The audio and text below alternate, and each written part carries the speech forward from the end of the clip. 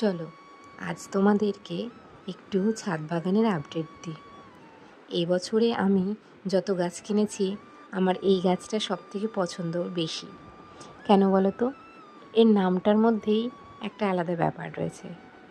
মালি দাদু বলেছিল এই গাছটার নাম নাকি রাজটগর। জানি না আদৌ এর নাম রাজটগর কিনা, কিন্তু ফুলটা যতটা সুন্দর এর আবার একটা মিষ্টি আলাদা গন্ধও আছে।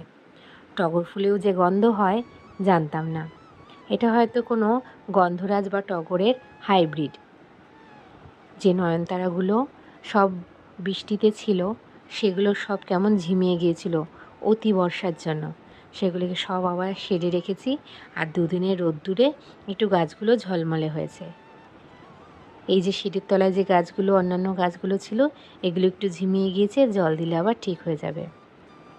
এই রঙ্গনের লাল রঙটা আমার ভীষণ পছন্দের। এই সবুজের মাঝখানে যখন এই লাল থোকা থোকা ফুল হয়ে থাকে খুব ভালো লাগে দেখতে। আর সত্যি কথা বলতে চাইনিজ রঙ্গনগুলোর থেকে আমার এই দেশি রঙ্গনগুলো বেশি ভালো লাগে। আর এই ক্যারেটের মধ্যে যে ফুলগুলো আমি ফেলেছিলাম পচানোর জন্য সেখান থেকে এই গাঁদা গাছগুলো হয়ে পুরো ক্যারেটটাকে ভর্তি করে দিয়েছে। আজকে এই পর্যন্তই, দেখা হবে পরের ভিডিওতে।